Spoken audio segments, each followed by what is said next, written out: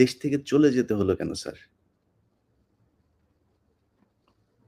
সেই কাহিনীতে এই মুহূর্তে যাওয়া ঠিক হবে কি? মাফ করে দিয়েছি। জিয়া রহমান আমাদেরই একজন ছিলেন। আচ্ছা, to be frank with you, hmm, উনি কোরআন শপথ নিয়ে আমাদের সাথে কাজ করতে রাজি ছিলেন। কিন্তু পরবর্তী পর্যায়ে তিনি তার নিয়ত থেকে সরে আসেন। তার জন্য তো আমরা দায়ী নই, উনি দায়ী। এবং যদি ভালো করে থাকেন সেটা প্রাপ্য তিনি হয়তো পেয়েছেন। যদি খারাপ করে থাকেন সেটা আমাদের সাথে না চলায় যদি তার কিছু খারাপ হয়ে থাকে, তার জন্য তো আমরা দায়ী নই। তবে হ্যাঁ, একটা সময়ে আমি যখন চীনে ছিলাম রাষ্ট্রদূত দূতাবাসে, তিনি আমার বাবা কিন্তু জিয়া রহমানের ক্যাবিনেটের সিনিয়র মিনিস্টার পদে নিযুক্ত ছিলেন। কারণ আমার বাবা মনে করতেন যে আমরা আর জিয়া রহমান সব এক, কিন্তু উনি ভেতরে খবর জানতেন না। জিয়া রহমান যখন দেখলো যে তিনি সেনা পরিষদের প্রায় 4,000 লোককে মেরে ফেলেছেন তার আহ, ক্ষমতাকে কুক্ষিগত করার জন্য,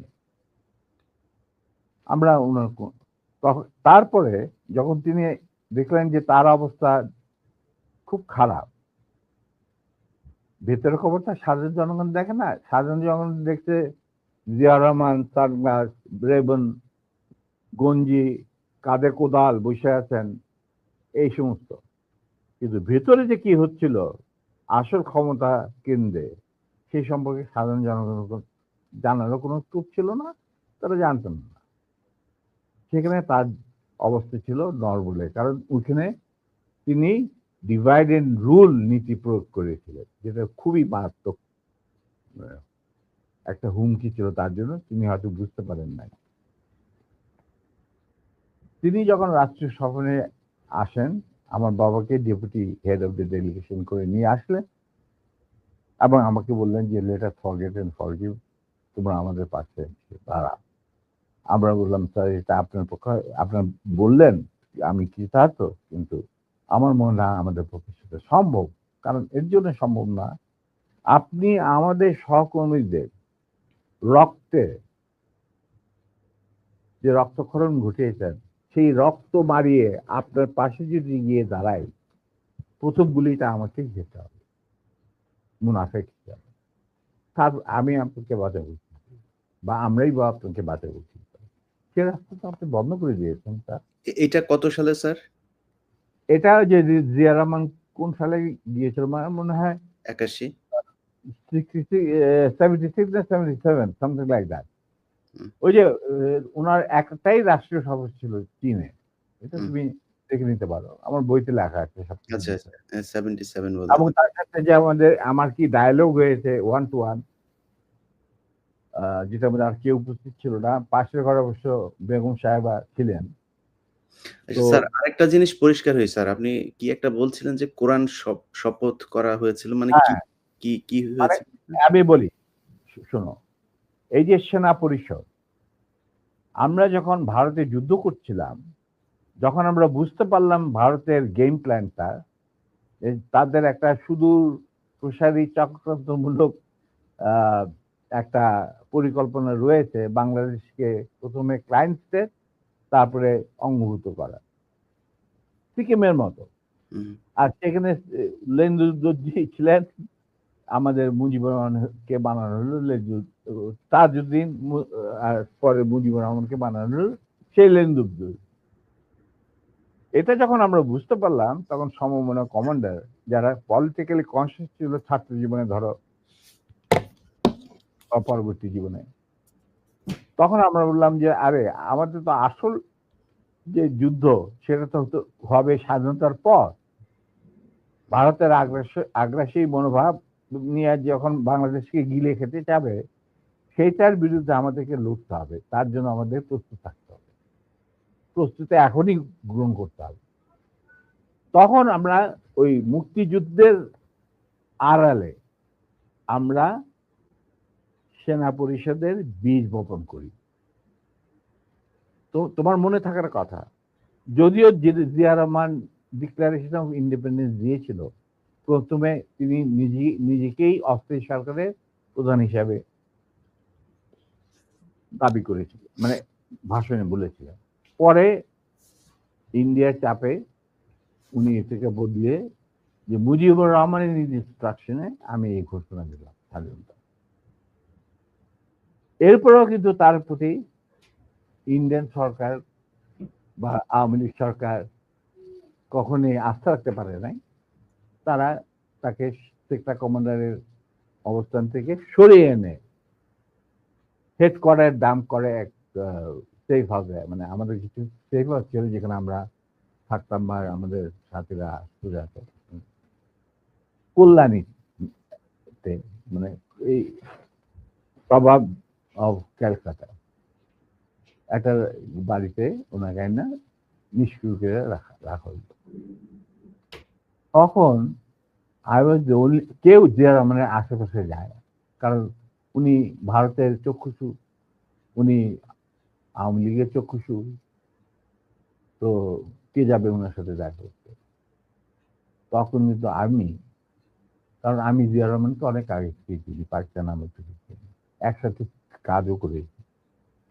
যাই হোক, আমি গিয়ে ওনার সাথে যোগাযোগ করি এবং তাকে বুঝাই যে স্যার আপনি ধৈর্য ধরুন, আমরা আপনাকে সহজে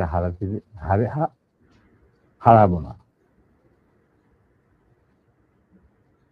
তখন আস্তে আস্তে আমরা তাকে বলি যে আপনি এরকম আসল উদ্দেশ্য যে ভারতের, সেটাকে বানচাল করার জন্য এখন থেকে আমরা প্রস্তুতি নিচ্ছি। আপনি কি আমাদের সাথে থাকবেন কি থাকবেন না সেটা আমাদের তরফ থেকে আমাকে পাঠানো হয়েছে জানার জন্য, কারণ আমি আপনার কাছে সবচেয়ে ক্লোজ ছিলাম পাকিস্তান আর্মি, সবাই জানে। আচ্ছা, উনি বললেন কি তোমাদের কর্মসূচি? তখন আমি তাকে আমাদের কর্মসূচি দিলাম, যেটা 25 বছরের একটা কর্মসূচি ছিল ইলিয়া। তুমি যদি এই কর্মসূচিটা পড়ে, এই কর্মসূচিটা আমরা তৈরি করেছিলাম বিভিন্ন সেক্টরের মুক্তিযোদ্ধা এবং অন্যান্য সাধারণ জনগণের আশা আকাঙ্ক্ষার পরিপ্রেক্ষিতে। সেই কর্মসূচিটা পড়ার পর উনি এটাকে মেনে নেন। তো আমি বললাম যে স্যার আমাদের সমস্যাটা হচ্ছে আমরা সবাই প্রায় সমবয়সী, আমাদের একজন সিনিয়র অফিসার দরকার যাকে আমরা ট্রাস্ট করতে পারি, তাকে আমরা কেন্দ্র করে এগিয়ে যেতে চাই এই সেনা পরিষদের কর্মসূচি বাস্তবায়নের জন্য।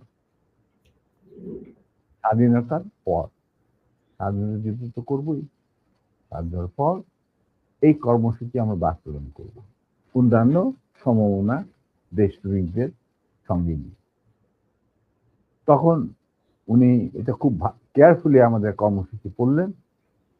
তারপরে আমি একদিন গেলাম, উনি বলে যে আমি পড়লাম, আমি সম্পূর্ণভাবে একমত, স্বাধীন বাংলাদেশকে একটা সুখী সমৃদ্ধ আত্মনির্ভরশীল এবং আমাদের সংস্কৃতির ভিত্তিতে নতুন বাংলাদেশ গঠন করার জন্য এর চেয়ে ভালো কোনো রকম কর্মসূচি হতে পারে না। আমরা ধাপে ধাপে এটাকে কার্যকারী করব। তখন আমি বললাম তাহলে কি আপনি আমাদের সাথে কাজ করতে রাজি আছেন? আমরা আপনাকেই আগে রেখে আমরা কাজ করতে চাই, কারণ ইউ আর দি সিনিয়র এবং আপনি একজন সৎ ব্যক্তি। উনি সৎ ছিলেন ব্যক্তিগতভাবে। আর তবে আপনার সমস্যা হচ্ছে আপনি বাংলা জানেনও না, বাংলা বলতে পারেন না, লিখতে পারেন না, আপনি সারা জীবন পাকিস্তানে বড় হয়েছেন, ওখান থেকে আমি দ্যাটস নট এ প্রবলেম, আমরা রয়েছি আপনার গ্রাউন্ড ওয়ার্ক করার। আপনি যদি রাজি থাকেন তাহলে আমরা একসাথে কাজ করতে, আপনাকে সামনে রেখে আমরা কাজ করতে রাজি, এগিয়ে যাব। সেনা পরিষদ এগিয়ে যাবে কাজ। তখন বললেন যে আমি রাজি।